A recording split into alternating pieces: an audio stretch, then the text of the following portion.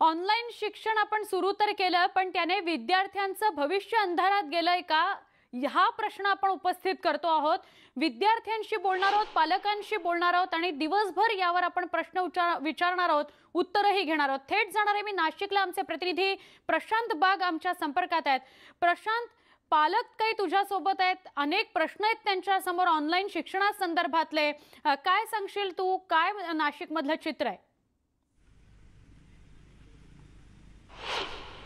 सोळा खरं आहे की ऑनलाईन शिक्षण असो का खासगी अनुदानित शाळा, विना अनुदानित शाळा, या सगळ्यांचाच खूप मोठा कोलाहल झालाय.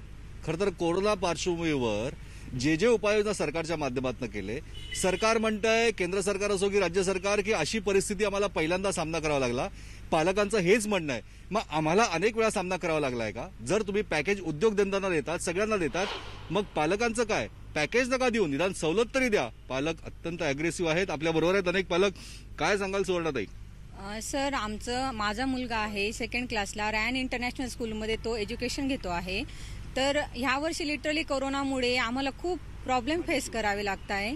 म्हणजे फायनान्शियल पण आणि विथ बिझनेस पण खूप आम्हाला लॉस झालेला आहे. तर स्कूल मॅनेजमेंट आमचं अजिबात ऐकून घेत नाही. आम्ही ॲटलिस्ट त्यांच्याकडे जाऊन 2-3दा आम्ही मोर्चे पण नेले, ते अजिबात आम्हाला ऐकत नाही आणि वरतून सांगतात की मॅनेजमेंट जे करेल, मॅनेजमेंट जे आम्हाला डिसिजन देईल तसं आम्ही करूया. आम्ही 5 सप्टेंबरला मोर्चा पण नेला तेव्हाही, आणि परत धनगर मॅडमांची म्हणून आमची मीटिंग पण बसली, तेव्हा सुद्धा त्यांनी आम्हाला धुडकावून लावलेले आणि ते खूप मेंटल हॅरेसमेंट करतायत आमची.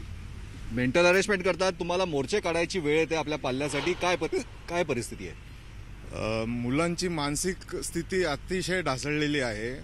टीचर लोक वर्ग चालू असताना इतर 40-50 विद्यार्थ्यांसमोर एका पर्टिक्युलर विद्यार्थ्याला सांगतात की तू तुझ्या वडिलांना सांग फीस भर, अन्यथा तुला शाळेत बसू दिलं जाणार नाही, म्हणजे ऑनलाईन क्लासेसमध्ये बसू दिलं जाणार नाही, एक्झाम अटेंड करून दिलं जाणार नाही. हे शासन आमच्यासाठी आहे की या शैक्षणिक संस्थांसाठी आहे, हेच आम्हाला कळत नाही. तुम्ही शैक्षणिक संस्थांशी बोलताय, तुम्ही शैक्षणिक अधिकाऱ्यांशी सुद्धा बोलताय, प्रतिसाद काहीच मिळत नाही. नाही, कुठल्याही प्रकारचा प्रतिसाद मिळत नाही आणि जे काही उत्तर मिळत आहे ते थातुरमातुर उत्तर मिळत आहे. तर या कंडिशनमध्ये सगळ्या ज्या शाळा असतील, शाळांनी ज्या काही फीज वगैरे घ्यायचे, हे जे काही केलेलं आहे, तर कमीत कमी भावनिक मुद्द्यांवर किंवा आताची जी कोविडची परिस्थिती आहे, याच्यात आपल्या खूप लोकांच्या नोकऱ्या गेल्या आहे, कोणाच्या हाफ पेमेंट्स असतात.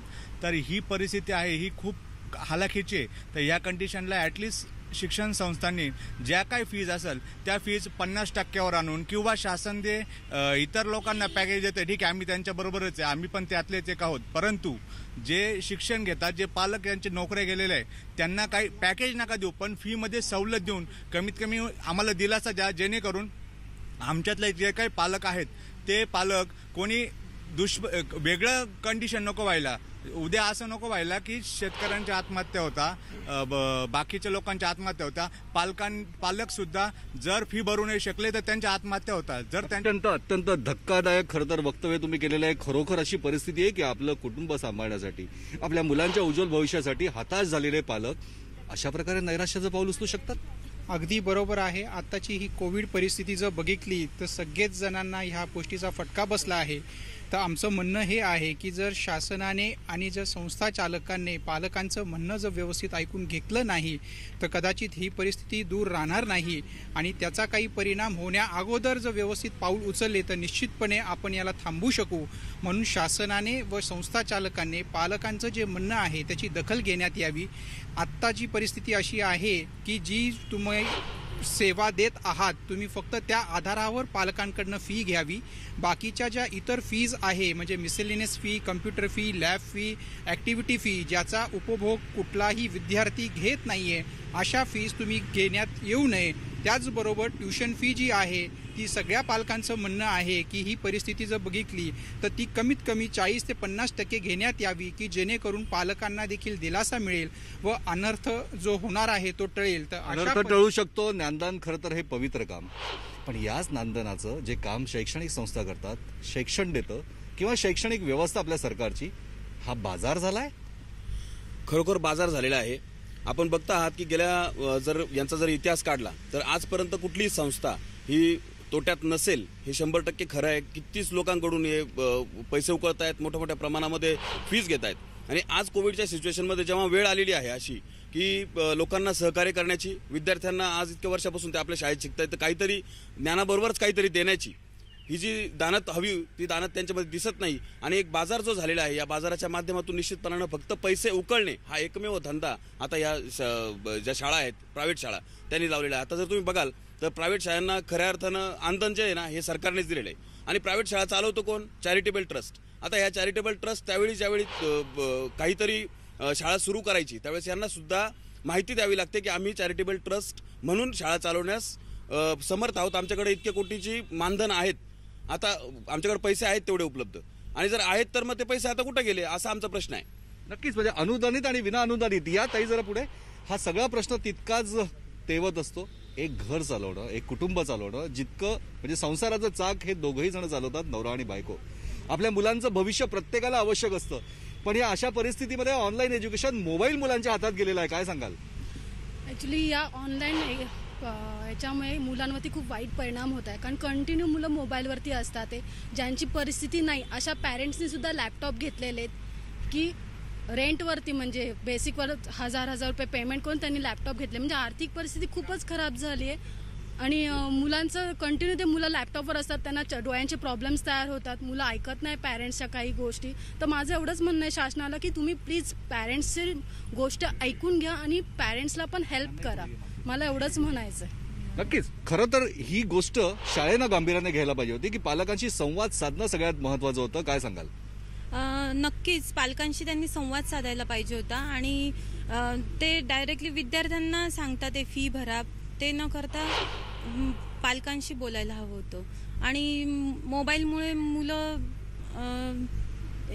हे झालेत, मोबाईल म्हणजे अवघ्या ताई थोडं पुढे अवघ्या काही महिन्यापूर्वीच आपल्याच मुलांना मोबाईल पासून दूर राहा असं सांगणार आहे तुम्ही.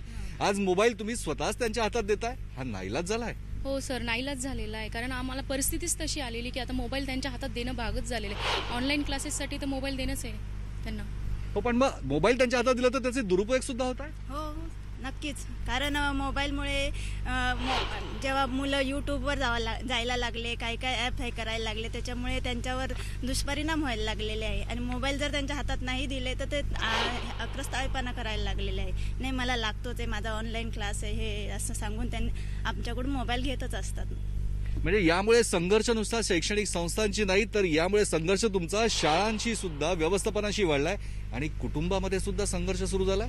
हो, मुलं म्हणतात आम्ही ऑनलाईन लेक्चर करतो, पण त्याच्या नावाखाली ते PUBG खेळतात, गेम खेळतात, यूट्यूबवर वेगवेगळ्या वेबसाईट बघतात. जे शाळेच्या चांगल्या मार्गासाठी आपण मोबाईल हातात दिले त्याचा दुरुपयोग होतोय. आणि मी सुद्धा कामं करता करता मुलांना शिकवत असता, कभी गॅस बंद कर दो, कभी हे करो, आणि लेक्चरमध्ये तेच चालू असतं त्यांचं. म्हणजे जे टीचर्स शाळेमध्ये मुलांना शिकवतात ते सुद्धा अशा प्रकारेच त्यांचं चालू असतं की एकाच वेळेस म्हणजे की शिक्षण द्यायचं आणखी स्वतःचं कौटुंबिक काम करायचं, मग इतरांना चाप का? दादा काय सांगाल? या पुढे या. सध्याची परिस्थिती खूप भयावह आहे आणि ह्या परिस्थितीमुळं पालकांची जी आर्थिक परिस्थिती अगदी खालावलेली असताना ज्या शैक्षणिक संस्था ज्या आहे या एक प्रकारची पिळवणूक करताय, यांच्यामध्ये माणुसकी नावाचा प्रकारच राहिलेला नाहीये. या फक्त आणि फक्त पिळवणुकीसाठी तयार झालेल्या संस्था आहे. तुम्ही वारंवार संघर्ष करताय, शैक्षणिक संस्थांना साकडं घालताय, शिक्षणाधिकाऱ्यांकडे जाताय, चीड येते का? खूप चीड येते. कधी कधी असं वाटतं की हे शिक्षण खरंच गरजेचं आहे का? एकतर आज तुम्ही बघताय का सरकारी नोकऱ्या शिल्लक राहिलेल्या नाही, देत नाही वेळेवर, परीक्षा नाही, परीक्षा झाल्या तरी त्याचा रिझल्ट नाही, रिझल्ट झाला तरी त्याला नोकरी नाही. आणि मग त्यात तुम्ही इतक्या जबरदस्तीने शिक्षण म्हणजे हाच तुमचा व्यवसाय झालेला आहे. नक्की दुसरा व्यवसाय तुमच्याकडे आज शिल्लक राहिलेला नाही, शिक्षण देणं आणि त्यातून पैसे कमवणं. नक्की सुवर्ण आपण बघतोय की बेरोजगारी भीषण समस्या समोर आहे. शैक्षणिक संस्थांना चाप कोणाला नाही का? आत्महत्या करतील पालक, अशा प्रकारचं वक्तव्य नैराश्यातनं पालकांचं यायला लागलंय. सुवर्ण नक्की धन्यवाद प्रशांत. आपण सविस्तरपणे पालकांशी संवाद साधलात. पालक सातत्याने तक्रार करत आहेत आणि त्या तक्रारी काय आहेत त्याचं निवारण कसं करायचं म्हणून न्यूज 18 लोकमत ही मोहीम राबवत आहे. बुलेटिनमध्ये इथेच थांबतो. काही क्षणात ताज्या घडामोडींसह आणि डिस्कशनसह लगेच भेटतोय. पहा फक्त न्यूज 18 लोकमत.